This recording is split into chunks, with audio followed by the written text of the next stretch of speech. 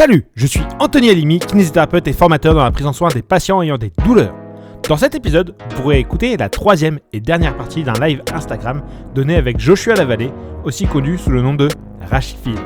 Cette dernière partie aborde 3 mythes sur lesquels nous voulions revenir. Le test d'instabilité lombaire identifie si les muscles arrivent à bien immobiliser le segment douloureux. Le signe de Modic est un marqueur qui permet de savoir ce que le patient a. Le CSI permet d'identifier une douleur nociplastique. Un support écrit pour cette série d'épisodes est disponible sur mon site internet. Le lien est dans la description. Bonne écoute!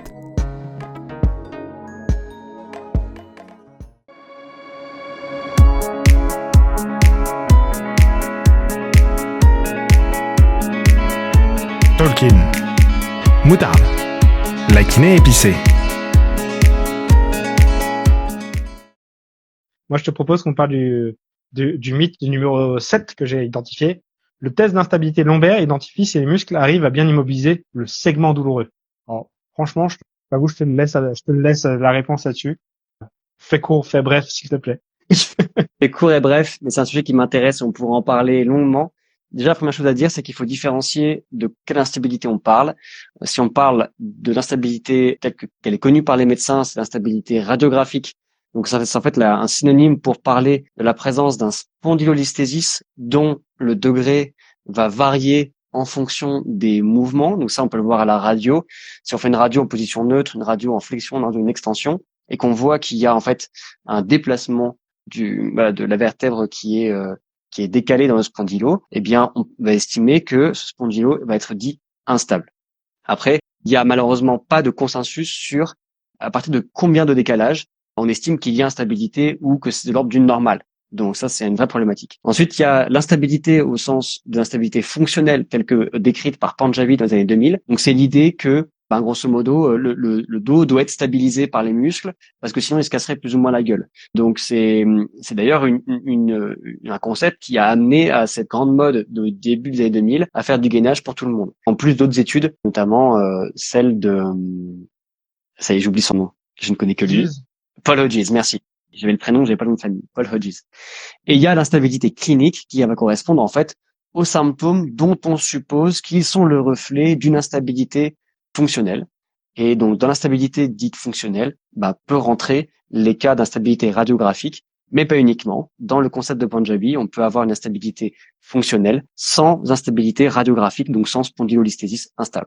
Bon, ensuite, si on parle vraiment des tests d'instabilité, le plus connu, c'est le test de l'extension lombaire passive. Donc, vous le connaissez, ce test. Les patients sont en procubitus et on va leur demander de verrouiller les jambes, garder les jambes tendues. Et pendant ce temps, nous, on va, élever les jambes. Donc, en fait, on fait une extension, lombaire passive par la membre inférieure. Et la présence de douleur, mais aussi d'autres types de symptômes dont on pourrait parler, serait le signe qu'il y a une instabilité lombaire. Alors, il faut savoir que ces tests-là, comme tous les tests, sont évalués contre référence standard. Donc une référence standard, c'est un autre procédé diagnostique réputé supérieur que le test pour pouvoir comparer en fait si le test identifie bien ce qu'il est censé identifier. Autrement dit, quand vous avez une règle, vous voulez être sûr que lorsque vous mesurez 20 cm, vous mesurez bien 20 cm. Pour ça, il faut comparer la règle à quelque chose dont on sait que ça fait bien 20 cm. Donc c'est le même principe pour les tests, sauf que la référence standard pour le concept d'instabilité, en général, donc on l'a dit, c'est la radiographie. Flexion, extension, position neutre.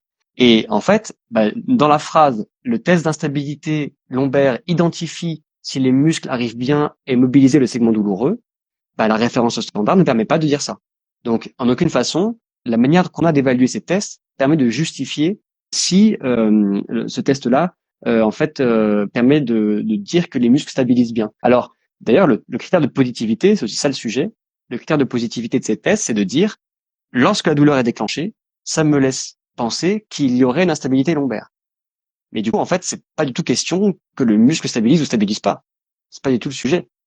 Il se peut tout à fait que le patient ait une douleur lombaire ou pas de douleur lombaire pendant ce test, pour d'autres raisons, que purement des raisons musculaires ou même mécaniques. On en a parlé déjà au début. Voilà, je sais pas si tu as des choses à ajouter là-dessus. J'essaie de faire bref. Non, c'était bien. Je pense, on est d'accord là-dessus sur ce sujet-là. Et, si on a des questions, allez-y. Hein. Vous aurez plus de détails dans le document qu'on vous remettra à l'issue du live pour ceux qui veulent approfondir. Sinon, dis-leur de faire ta formation et comme ça, ils te poseront la question directement à la formation. Sois un bon vendeur. Oui, non, bah justement, je te laisse le dire à ma place. D'accord, très bien. Donc du coup, non, j'ai rien à ajouter et c'est intéressant sur le sujet. En gros, les critères sont flous et on peut vraiment pas dire ce genre de choses à l'heure actuelle aujourd'hui. C'est encore une vision très très très très ultra mécanique de la douleur et pour plein de raisons et pas que des théories psychologiques et tout ça, mais vraiment des raisons qui ont été identifiées biomécaniques avec des études biomécaniques. On a vu que la biomécanique expliquait pas l'évolution des douleurs. Donc du coup, si ça n'explique pas, J'ai envie de dire malheureusement, parce que souvent on peut avoir l'impression qu'on se fait un malin plaisir à dire ça, mais en fait ça arrangerait tout le monde que ça suffise à expliquer la persistance des douleurs, mais malheureusement c'est pas le cas. Donc en effet, ça nous pousse un peu hors de notre zone de confort lorsqu'on est kiné et qu'on a été appris à raisonner comme ça. Mais à un moment donné, il faut pouvoir en sortir si on veut espérer aider vraiment les gens, parce que manifestement et malheureusement ça marche. C'est pas aussi simple que ça. et pourtant j'en ai passé des heures à lire des études biomécaniques. Donc mythe numéro 8, le modique, c'est un marqueur. Quand il est là, on sait que c'est ça. Genre, il y a des gens qui disent, tiens, il y a un modique. Ça veut dire que s'il y a un modique, ça explique la douleur que la personne a. Et souvent, c'est une douleur très intense. La personne, elle a mal dans toutes les positions, tous les mouvements. Elle a mal quand elle est allongée. Enfin bref, c'est l'idée. Et du coup, qu'est-ce que t'en penses, toi? Donc déjà, on va expliquer ce que c'est que le modique. Ouais. Et Bah vas-y, si tu veux, oh, ou je me range. je pense que t'es bien meilleur que moi sur l'imagerie. Alors, le signe de Modic, c'est un signe à l'IRM, c'est une modification du signal des plateaux vertébraux, de l'os vertébral, mais en particulier des plateaux vertébraux, adjacents le plus souvent, voilà, à un étage discal. Donc, les signes de Modic, il y a 3 types qui sont décrits en fonction de leur contraste, et même en fonction de la séquence qu'on regarde à l'IRM. Pour rappel, il y a 2 séquences principales à l'IRM, la séquence T1, où on va avoir le liquide céphalorachidien qui va apparaître sombre, quasiment noir, et on va avoir la séquence T2 dans laquelle le liquide céphalorachidien va apparaître vraiment brillant. Donc le modique de type 1, ça va être un modique dans lequel on va avoir un hyposignal en T1 et hypersignal en T2, où on va avoir ensuite le type 2, où on va avoir un hypersignal en T1 et en T2, c'est le signal de la graisse. Le type 1, on va y revenir, ce serait un signal plutôt d'œdème, et donc potentiellement d'inflammation. Et le type 3, on va avoir un hyposignal en T1 et un hyposignal en T2, et ce serait le signal de la sclérose, donc d'un durcissement de l'os. Voilà, l'idée qu'on a derrière les modiques qui seraient cause de douleur, ce serait notamment en particulier les modiques de type 1, puisqu'on est face à un signal qui serait de nature peut-être inflammatoire, et vu que ce sont des plateaux vertébraux adjacents à un étage discal, eh bien, on suspecte que ce soit le disque, en fait, qui soit le disque qui soit pathologique. On parle de discopathie active, et que ce serait ça, ce serait l'activité inflammatoire de ce disque qui viendrait donner ce signal au niveau des plateaux vertébraux adjacents à cet étage discal. Alors, il faut quand même savoir qu'il y a des signes de modique de type 1 inflammatoire qui sont présents dans d'autres cas de figure. C'est ce qu'on appelle, par exemple, dans le cadre de la spondylarthrite ankylosante, les shiny corners. On va voir, en fait, au niveau de l'angle, des angles des corps vertébraux à l'IRM, on va voir donc des coins brillants, des shiny corners, donc des signes modiques de type 1 qui seraient un marqueur de spondylarthrite axiale. Donc, le problème des modiques, déjà, ce qu'il faut savoir, c'est que leur classification dépend aussi de la résolution de l'IRM. Ça, c'est un peu embêtant, parce que si vous avez une IRM à plus haute résolution, vous n'aurez peut-être pas la même classification, la même conclusion. Vous n'allez pas dire, là, c'est un type 1 ou un type 2. Ça peut changer en fonction, du coup, de la résolution de l'IRM. Donc ça, c'est un petit peu embêtant, déjà, parce que ça change la correspondance histologique, physiopathologique qu'on imagine derrière. Bon, malheureusement, il y a que assez peu d'études finalement sur l'histologie des signes de modique, mais quand même, malgré tout, il semble que l'histologie qu'on retrouve corresponde au signal qu'on retrouve à l'IRM et à l'idée qu'on s'en fait. Donc, gardez ça quand même en tête. Voilà, modulo cette question de la résolution de l'IRM. Ensuite, les modiques, on en retrouve de manière asymptomatique chez pas mal de personnes. Alors évidemment, il semble, comme beaucoup d'autres signes de dégénérescence du rachis, on retrouve en moyenne davantage, chez les personnes lombalgiques, on retrouve une prévalence plus élevée de ces signes de modique que chez des personnes non lombalgiques. Et c'est particulièrement vrai pour les modiques de type 1. Attention, ce n'est pas suffisant comme argument pour dire que le modique de type 1 est une cause de douleur lombaire, puisqu'on en retrouve aussi chez des personnes non symptomatiques. Mais pourriez me dire, non symptomatiques, oui, mais peut-être juste qu'ils sont pas encore symptomatiques. Ça, c'est une possibilité. Heureusement, on a des études de cohorte prospectives qui montrent que non, avoir un signe de modique, même de type 1, n'est pas prédisposant nécessairement à la présence de lombalgie. De plus, on sait que les modiques, ils peuvent évoluer du type 1 vers le type 2, du type 2 vers le type 3, et même parfois du type 2 de nouveau vers le type 1. Donc il peut y avoir même des régressions dans les types. Et on sait que cette évolution-là, en fait, des signes de modique n'est pas forcément corrélée à l'évolution des symptômes. Les gens peuvent rester asymptomatiques, les gens peuvent rester symptomatiques mais pas avoir forcément plus mal ou moins mal. Donc on voit qu'il y a encore une fois une discordance radioclinique. Donc malheureusement, encore une fois, c'est pas si simple. La présence d'un signe de modique, même de type 1, n'est pas suffisant, c'est pas un marqueur pathognomonique de lombalgie. Voilà. C'était bien. C'était bien. Il y a Manon qui t'a demandé quelles sont les recommandations en termes de chirurgie. Moi, je peux dire que jusqu'à présent, les facteurs radiographiques ne sont pas, y compris pour les modiques, et il y a des études spécifiques sur le sujet, ne sont pas prédictifs des résultats de la chirurgie. Souvent, ce qu'on fait, c'est on se dit, il faut qu'on immobilise le segment, parce que du coup, il y a une discopathie active. Donc, du coup, si on bouge les vertèbres, ça va tirer sur le disque qui est inflammé, et donc, du coup, ça va augmenter les douleurs. Et donc, du coup, on faisait des arthrodèses, donc on immobilisait les deux segments lombaires pour éviter de bouger le disque. Et finalement, l'imagerie n'est pas indicateur du risque de succès, des chances de succès de cette opération. Tu veux rajouter un truc là-dessus ou pas du tout?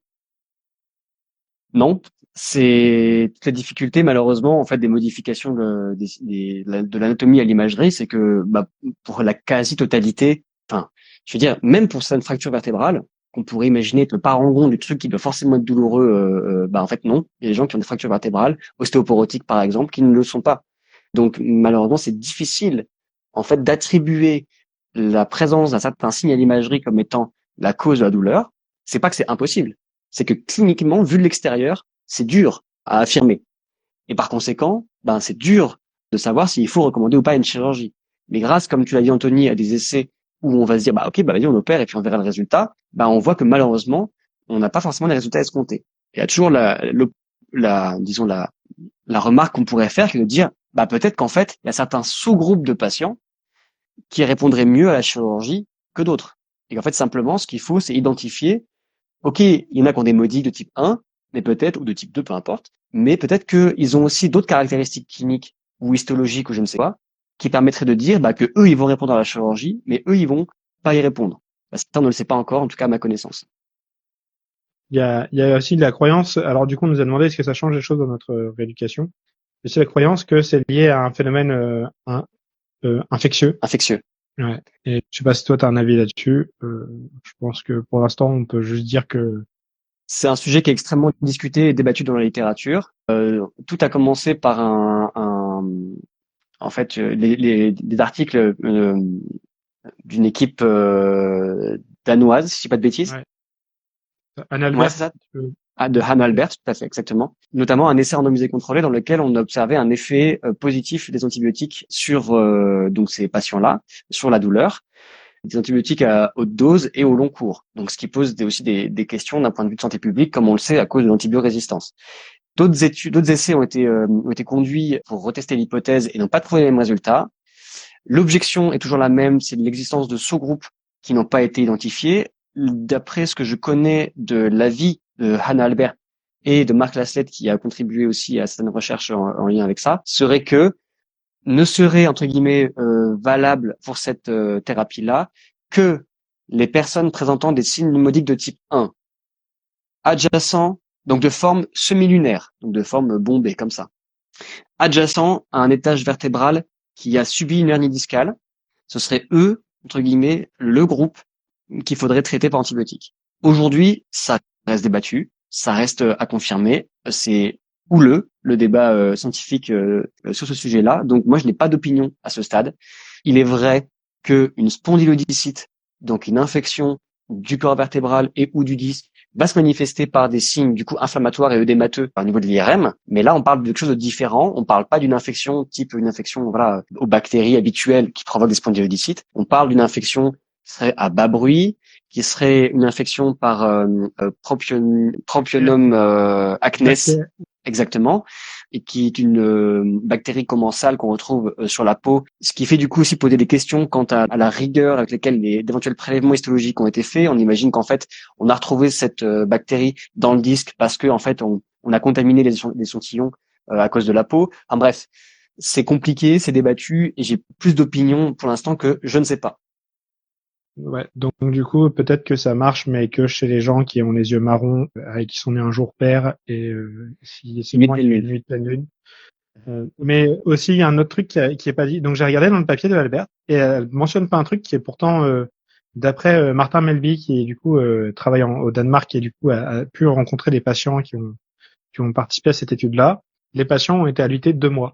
En plus du traitement antibiotique. Ouais, mais c'est pas détaillé dans l'étude. Ah oui, en effet. Du coup, il me disait clairement que ça engendrait de gros problèmes, notamment quand il se remettait en charge, ça déclenchait des douleurs talonnières, notamment de type épicéphalinienne, aponévrosite plantaire, ouais, voilà, ce genre de choses. Et si c'est vraiment ça, du coup, prenez bien des grosses pincettes là-dessus, parce que ce n'est pas reporté dans le papier. Peut-être que ça expliquerait aussi pourquoi les résultats n'ont pas réussi à être reproduits par d'autres équipes. En tout cas, c'est un facteur confondant et c'est un biais qui est majeur parce que même si on a une hypothèse purement biomécanique, la décharge peut-être peut influencer le comportement clinique d'un tel signe de Modic s'il était, imaginons, pertinent. Bon. On passe à la dernière question. Ouais. Donc, le CSI, donc Central Sensitization Inventory, donc inventaire de sensibilisation centrale, permet d'identifier une douleur nociplastique. Et j'avoue, ça c'est un peu mon dada. Donc, je veux bien que tu commences un petit peu. Mais je suis à fond là-dessus, je vous aide un peu si Oui, je pense que c'est plus ton dada que le mien. Pour rappel, Anthony donne une formation sur gérer la douleur dans laquelle il aborde tout ça. Donc, tu en fais l'autopromo réciproque, la promo réciproque. Alors, je pense que la première chose à dire déjà, c'est que l'inventaire de sensibilisation centrale relate une certaine idée de ce que c'est que la sensibilisation centrale. Je ne pense pas me tromper en me disant qu'il existerait au moins 2 manières différentes et relativement différentes de définir la sensibilisation centrale. Il y a ce qu'a décrit Wolff quant à un phénomène vraiment d'ordre neurophysiologique, quant à la manière de traiter l'information nociceptive.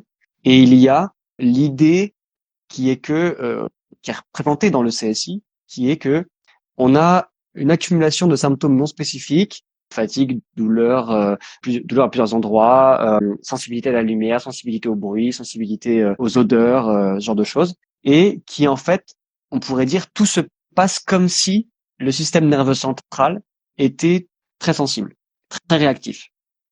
Ce sont quand même 2 choses assez différentes. Et donc le CSI reflèterait plutôt cette deuxième idée de ce que c'est que la sensibilisation centrale. Et la douleur nociplastique, c'est pas le même registre. C'est que dans le cas de la sensibilisation centrale de Wolff, par exemple, on parle vraiment d'un mécanisme neurophysiologique, alors que dans la douleur nociplastique, on parle plutôt d'un phénotype clinique. En tout cas, c'est la différence que moi j'en fais et de ce que j'en comprends, et que du coup, par conséquent, on peut tout à fait peut-être avoir une sensibilisation centrale sans douleur nociplastique et peut-être même réciproquement. C'est ce que j'en comprends. Ok. Du coup, tu comprends vachement bien, je trouve. Et donc, pour te répondre, effectivement, ça part un peu du principe de base. Faut quand même se dire que les études sur la sensibilisation centrale, c'était fait sur des rats. On prenait un monofilament de 100 grammes et après avoir induit de l'inflammation chez le rat, on stimulait sous le pied et du coup, le rat, il remontait plus facilement le pied. Du coup, s'il avait une inflammation avant. Sauf que ce réflexe-là étant spinal, il disait, du coup, ça implique que du coup, les changements se font au niveau de la moelle épinière. Et donc on s'est dit, oui, super, on a trouvé la cause de la douleur chronique. Et ça, c'était dans les années 1980. Du coup, évidemment, transposer l'hyperalgésie d'un rat à de la douleur chronique, c'était un peu compliqué. Donc, il y a plusieurs données, il y a plusieurs tentatives d'études qui ont été faites sur le sujet. Et on a un énorme problème, c'est que c'est difficile. Donc, qu'est-ce que c'est que la sensibilisation centrale? On imagine que la sensibilisation centrale, c'est le fait d'avoir une augmentation de la nociception qui remonte au niveau du système nerveux central. C'est-à-dire que pour une même stimulation, les gens ont plus de nociception qui remonte dans le système nerveux central. La nociception étant le signal électrique qui permet de dire oh il y a trop de pression, oh il y a trop de chaleur, oh il y a trop d'acidité. Et du coup il y en a un problème majeur, c'est que pour évaluer ça chez l'être humain sans le découper, c'est assez compliqué. Donc il y a plusieurs stratégies, les potentiels évoqués moteurs, tout ça. Tout le monde n'est pas d'accord sur la capacité à l'évaluer. Je vois qu'il y a des chercheurs sur le sujet qui disent bah non, on peut pas vraiment évaluer, on peut que évaluer de manière détournée en évaluant la douleur et l'hyperalgésie, mais pas en évaluant la situation. Donc, quand on veut évaluer la présence de sensibilisation centrale, eh ben on n'a pas vraiment beaucoup de tests qui fonctionnent et le test de référence, c'est le test du testing sensoriel quantitatif. Donc en gros, on va faire c'est une grosse batterie de tests pour évaluer s'il n'y a pas des neuropathies et notamment s'il n'y a pas pour le cas de la sensibilisation centrale, s'il n'y a pas des gains de fonction. C'est-à-dire que les gens sont plus, en fait, leurs nerfs fonctionnent plus. Et genre, par exemple, si on leur fait des picots sur la peau, au bout d'une dizaine de picots, les gens, ils ont la douleur qui augmente, ils sont obligés de retirer la main. Ça, c'est le test de sommation temporelle, ce genre de choses. Jusqu'à présent, quand on a voulu comparer ça à l'inventaire de sensibilisation centrale, qui est le questionnaire dont tu as parlé avec le fait qu'on dit « Ah, je suis sensible au bruit, aux odeurs, tout ça », on a vu que les deux n'étaient pas du tout en lien l'un avec l'autre. C'est-à-dire que les gens qui ont un haut score à l'inventaire de sensibilisation centrale, leur QST n'est pas forcément, qui est le test de référence pour la sensibilisation centrale, n'est pas forcément augmenté. Il a suggéré que l'inventaire de sensibilisation centrale n'évaluerait pas la sensibilisation centrale et qui porte du coup très mal son nom. Et en fait, ça évaluerait peut-être plutôt la détresse psychologique des patients. Et donc, du coup, les patients étant en détresse psychologique ont tendance à plus souvent mettre des scores. Alors, il faut savoir que ce score-là, il mélange plein de choses. Par exemple, j'ai eu de l'abus pendant mon enfance, j'ai subi des violences pendant mon enfance, ça fait partie de ce score-là. Donc, il faut voir quand même à quel point c'est vraiment très mélangé. Et du coup, la douleur nociplastique, comme tu en parlais, mais je sais pas si tu veux intervenir là déjà ou pas. Non, ok. Pas pour l'instant, non. Okay. La douleur nociplastique, c'était à la base un critère de l'IASP qui a vraiment très mal fait sa définition, je pense. Mais du coup, on peut revenir. On disait, bah oui, c'est une autre classification. On a parlé des classifications tout à l'heure. Donc là, ils veulent classifier les douleurs en douleurs nociceptives. Donc genre, on a une fracture, on a de l'inflammation, on a une polyarthrite rhumatoïde, ça fait de la nociception. Douleur neuropathique, on a un nerf qui est atteint, qui est abîmé ou quoi que ce soit. Donc du coup, ça fait des douleurs type neuropathique. Et des douleurs nociplastiques, c'est des gens, selon eux, selon les critères en tout cas, qui ont des douleurs pas trop expliquées et un peu partout. Donc du coup, c'est des douleurs de plus de 3 mois qui sont là un peu partout. Et ils ont supposé que ça venait de la sensibilisation centrale. Sauf que du coup, ils ont très mal foutu leur définition dans la mesure où c'est censé être un descripteur clinique. Et en fait, la définition, c'est que basé sur la physiologie derrière. Donc, je sais pas si c'est clair pour tout le monde, mais en gros, c'est de la merde. Alors, moi, le truc, je pense qu'il est intéressant à dire quand même que on sait que à la fois le CSI, comme tu l'as dit, c'est quelque chose qui est intéressant pour évaluer peut-être une partie de la sphère psychologique des patients, mais aussi on sait que c'est associé au pronostic. Le score au CSI est associé au pronostic. Plus le score est élevé, plus le pronostic est défavorable. Et je trouve que c'est quand même un inventaire qui peut être intéressant comme en fait questionnaire de débrouillage pour peut-être aborder d'autres symptômes, d'autres plaintes que les patients ne vont pas forcément rapporter spontanément et permettre d'ouvrir en fait la discussion sur d'autres dimensions, d'autres aspects. En même temps que du coup évaluer un peu le pronostic. Je sais pas si toi tu utilises comme ça ou si c'est quelque chose que tu trouves pertinent. Donc moi, c'est quelque chose que je n'utilise plus, que j'ai utilisé à une époque à visée, on va dire plutôt éducative. En gros, je faisais remplir le questionnaire aux gens parce que les gens, je voulais qu'ils se disent, tiens, quand je remplis ça, en fait, tous ces facteurs-là, ils sont en lien les uns avec les autres. Et donc, du coup, je trouvais vachement cool que les gens se disent, ah tiens, c'est ça. Donc, quand je dis, c'est de la merde, c'était juste la définition qui était de la merde parce qu'en soi, la classification, elle est pas totalement ridicule et ce genre de choses, mais la définition était mal fichue. Mais par contre, du coup, l'inventaire de sensibilisation centrale a des intérêts majeurs à viser effectivement pronostic. Et d'ailleurs, beaucoup mieux que le vrai test de le QST. Le QST qui évalue réellement la sensibilisation centrale, il est moins pronostic que l'inventaire de sensibilisation centrale qui n'évalue pas la sensibilisation centrale. Moi, du coup, la question que je me posais et que je voulais te poser, c'est, voilà, je sais qu'il y a une clinimétrie qui existe pour l'inventaire de sensibilisation centrale, ce qui veut dire qu'il y a une référence standard qui est utilisée pour fixer cette clinimétrie. Je n'ai pas réussi à l'identifier ou peut-être à la comprendre, en tout cas dans l'article original. Est-ce que toi tu la connais et qu'est-ce que tu en penses? Ouais, en fait, ils sont basés sur un QST un peu modifié. Donc le QST, D'accord. rappelez-vous, c'est une batterie de tests neuro et c'est une batterie et donc il y a plusieurs tests dedans. Et quand on regarde les protocoles, j'ai regardé à peu près 30 protocoles, 40 protocoles de QST. J'ai trouvé 30 protocoles différents à peu près. D'accord. Parce que ça, en fait, du coup, c'est bien ce qui me semblait. Et j'allais te dire, ben, tu nous dis, le CSI est comparé au QST, on voit que c'est pas corrélé, mais le CSI a été évalué face au QST et on a vu qu'il y avait une corrélation. Du coup, j'imagine que la différence, en fait, c'est dans la procédure du QST qui est utilisée. Moi, je pense que la différence est peut-être en lien avec, et du coup, je sais pas si j'ai le droit de dire ça, avec une volonté du chercheur de trouver quelque chose. Ok. D'accord. Ah, c'est intéressant ça. Et parce qu'en fait, donc du coup, on sait très bien que les biais d'allégeance existent et que donc du coup, le mec qui a créé le CSI, forcément, il a une allégeance envers le CSI. Mais il se pourrait qu'il y ait même eu de la réelle fraude et certains questionnaires réellement sortis du CSI, ça a réellement sorti de l'étude originale parce que c'était pas complet, ce genre de choses.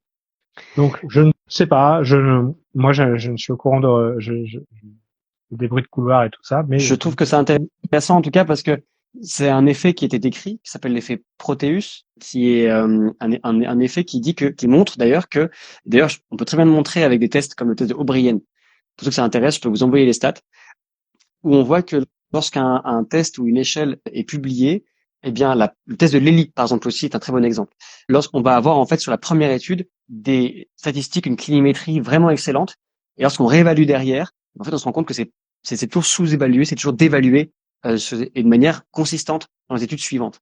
Donc on a l'impression en effet, comme tu disais, que les auteurs ils ont envie quand même de trouver un truc et de pouvoir le publier. Et là, en préparant ce live, j'ai actualisé ma recherche sur les tests qui sont utilisés justement dans l'évaluation de l'instabilité clinique, l'instabilité lombaire. Et il y a un test qui a été décrit en 2019, je crois, qui s'appelle le Lombar Rocking Test. Et il est évident qu'il y a un effet Proteus présent dans cette étude-là, où concrètement, en fait, tout le long de l'article, les auteurs vendent vraiment leur test. C'est malheureusement un peu flagrant. Donc c'est intéressant que tu en parles parce que je pense que c'est quelque chose qui doit être nous interpeller par rapport aux éventuels effets de mode. Ah, il y a un nouveau test qui est sorti, pas parce qu'il est nouveau, qui va forcément être bon. Le test de Lely, par exemple, qui était utilisé pour pour tester une rupture de ligament croisé. La première étude trouvait une sensibilité de 100%, si ma mémoire est bonne, ou une spécificité de 100%, en tout cas des stats incroyables. Et cette clinimétrie était dévaluée derrière systématiquement. il y avait aussi le fait que ça a été fait chez les gens anesthésiés. Oui. Mais on a le même problème avec le test de O'Brien, même problème avec le test de NIR pour le conflit acromial. C'est quelque chose qui est assez récurrent, malheureusement. Et du coup, on comprend, hein, c'est super cool pour faire des études d'avoir juste un questionnaire à passer aux gens. Et selon le score au questionnaire, on va changer un petit peu le programme qu'on veut leur faire derrière. Et du coup, on comprend que les chercheurs ils aient très envie d'avoir un questionnaire de sensibilisation centrale qui fonctionne bien. Mais non. Ok. On a fait moins de 2 heures, c'est pas mal. Ouais. C'est un honneur même. Et du coup, dans tous les cas, j'ai fait un live les 4e mardis du mois. Merci pour vos retours très gentils, c'était cool. Et Merci pour vos retours. Merci Anthony pour l'invitation. merci à toi d'avoir accepté. En tout cas, voilà, comme on l'a dit, pour ceux qui souhaitent, on va essayer de mettre en ligne, du coup, je sais pas comment tu pourrais faire, Anthony, mettre en ligne, en tout cas, ce petit document où on avait partagé nos idées en amont et peut-être, du coup, ajouter les choses qu'on a évoquées ensuite. Et voilà, pour ceux qui veulent plus d'informations ou qui ont des questions, n'hésitez pas à venir vers nous sur nos comptes Instagram respectifs. Donc, moi, là, je suis pas avec mon compte disons kiné, j'ai mon compte perso, donc rendez-vous sur Rachifil, @Rachifil pour ceux qui veulent. Super. À plus. Et du coup, à très bientôt. Merci à tous, merci Anthony. C'est fini pour cette série d'épisodes avec Joshua Lavallée. La semaine prochaine, nous démarrons une nouvelle série avec Marguerite Dontanville sur le thème « Faut-il corriger les croyances des patients ?» À bientôt et épicez-vous.